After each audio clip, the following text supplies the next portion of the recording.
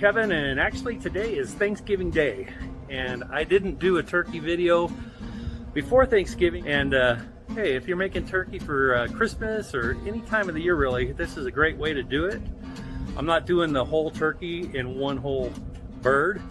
I'm not going to spatchcock it, but I am going to cut it in half. So you do kind of spatchcock it, you break it down, and then you cut it in half like you do a chicken. You're doing chicken half. The reason why I'm doing that, it doesn't take quite as long to cook, and I'm not doing, I've seen so many turkey videos, I'm not doing anything like barbecue wise. I'm not putting any of my rub in it, I'm not putting any barbecue sauce. This is kind of like your traditional turkey with your rosemary and thyme and garlic and onion. It does not have sage. I'm not a fan of sage, but you can add sage to the rub if you want. The rub will be down below. And I'm getting my Pit Boss 1100 started up. What I'm going to do is I'm going to go on smoke level. Well, not smoke level. I'm going to put it at 200 for about 45 minutes. Let it get lots of smoke. Then I'm going to crank it up to 300, maybe 350, probably 300, and let it cook the rest of the way. So let's get inside. I'm going to show you how I cut that turkey open, and I'm going to put the rub. I'm going to get it all prepared, and then we'll be right back out. This should be warmed up by then. The initial one, we're going to do it at 200. So I'll see you inside. Okay, look at this. Here's my 14-pound butterball turkey. Look at that. Isn't that thing just delicious looking? Maybe not yet, but it will be. So anyway, that's my 14-pound turkey. So I am going to start preparing this turkey and get some of this fat cut off the back. This is where they had the legs tucked in underneath this skin, so we're just going to cut that out. I'm not going to spatchcock it. I'm not going to cook it whole, but I'm going to have it. So I'm going to go through real fast and show you how I cut these turkeys in half. They turn out really good that way. They cook a little bit faster. As far as the wings go, I'm going to cut off the wing tips. You can use a knife. I'm just using our kitchen shears. Break it off right there and go ahead and cut it all the way through. Sorry for my arm, just like that. And then we're going to do the other one too. Kind of get it broken a little bit. Cut right through it. And just like that. We're going to keep those to the side. Now we're going to cut the backbone out of it. So I'm going to get it dried. And you just want to, you'll just follow through each side of the backbone to remove it. And an easier way to do that, and this is thanks to Mike at Everyday Barbecue and Cooking, just use some pruning shears. They're nice and sturdy, and they cut right through that bone. So I do spray. They are sanitized, but I'm going to spray a little cooking spray on here. Of course, you don't want to use them dirty, obviously. And then you just start cutting through it. And just be careful when you're cutting through it. The bones are a little tough. And take your time. I'm going to speed this up, but, just take your time and cut all the way across. And with these shears, it makes it a lot easier. Just like that.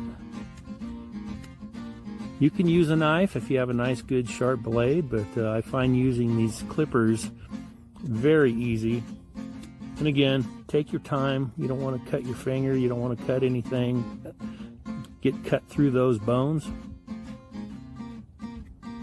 Just like that. And that's one side. See there? And then we're going to turn it around and we're going to go cut through it again, just like that. Of course, this takes a lot longer than the fast motion, but hey, cut the backbone right out. We'll save that later for some stock. Now, before you split it, if you look here in the center of the cartilage, if you just put a little cut in there, that'll help get it broken open a little more evenly anyway. So you just take it, you don't split it, you turn it over. Let me get this and move the paper towel out of the way.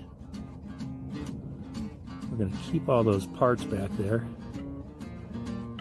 And you just kind of set it on the counter, spread the legs out, just like that, and then push down on it, just like this. And that's how you spatchcock the turkey.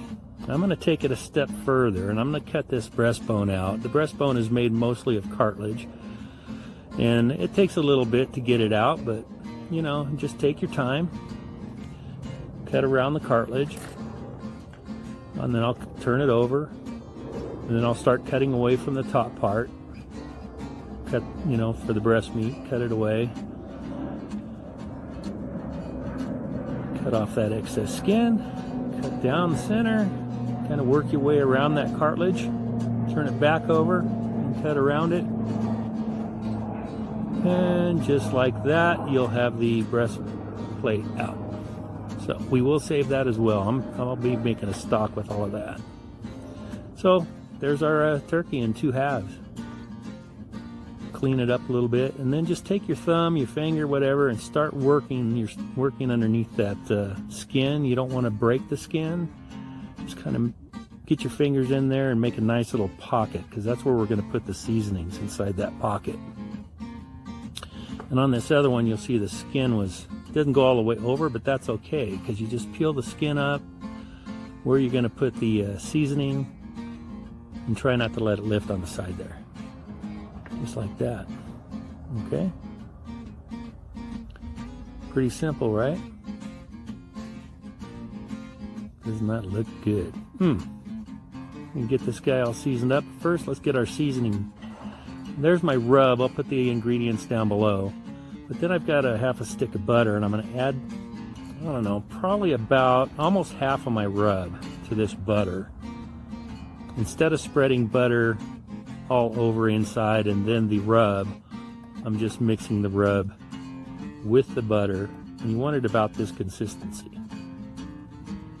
Okay, so now we'll take you back over to the turkey. Oh, we're gonna inject it first. I got Tony's butter injection, and when you do the injection,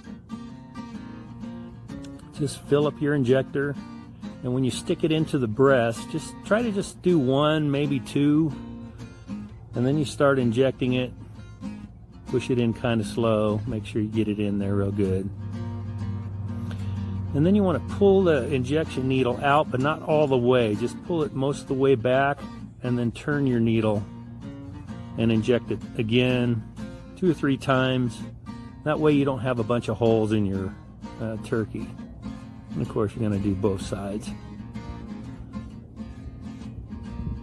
Just like that. And then I also like to put a little injection into the legs and thighs as well. Get it all nice and filled up. Just like that, a little more in the breast. Now we're going to put our rub, it's like a paste, and then just lift it up underneath that skin, push it back in there, get a decent amount in there. It's butter and all those seasonings, so it's going to help with the flavor of all of this. And of course, you got to do both sides. You won't use all of the paste for inside of it. The rest of the paste we're going to rub on the outside and the underside.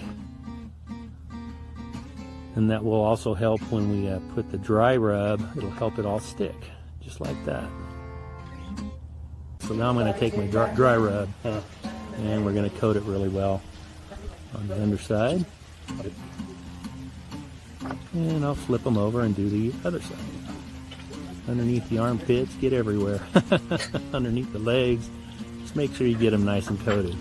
And then I'll let these set for a couple of minutes. I do end up spraying a little bit of olive oil over the top of it just to help it get crisp up. Okay, we've got that bird all ready. Before we get it in, I got to tell you, it's like Thanksgiving Day and it's like 45, 50 degrees out in the sun. Man, it is warm. Short sleeves. Okay. Smoker is putting off some smoke. All right, let's get that bird in. Okay, there's my 2 turkey halves. I did move them to wire racks to make them easier to deal with during the cook. All right, my smoker is up to 200 degrees, so let's get them on the grill. Okay, let's get these birds on here.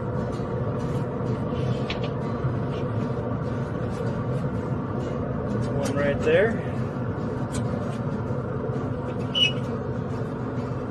One over here.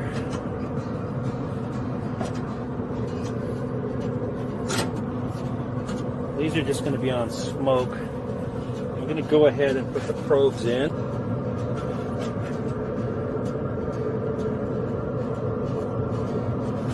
We won't have to worry about the temp until later on. Anyway, we're going to let these go for, I said 45 minutes. I think I'm just going to let them smoke for a half an hour and then we'll turn up the heat. Okay, we'll be back. Check them out. They've been in a little over, about 40 minutes actually. I ended up going 45 because I got stuck on a phone call. Anyway, they're looking good. I cranked it up to 300. Got some green beans in there. Those are our favorites. So 350. We'll our temps are at 91, 81. So I'll probably about half hour. I might switch these just to get the different temperatures and try to get them to cook more evenly. Anyway, 300 degrees. We'll see you in a second. It's been about 30 minutes at the 350. This side over here is about 20 degrees hotter, so I am going to move them.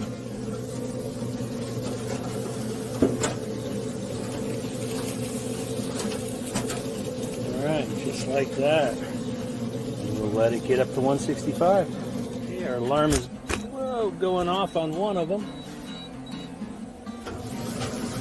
Just give it a check.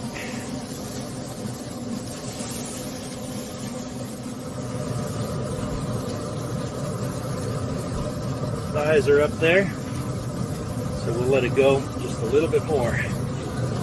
Oh, they are looking good though. All right, I think these are done.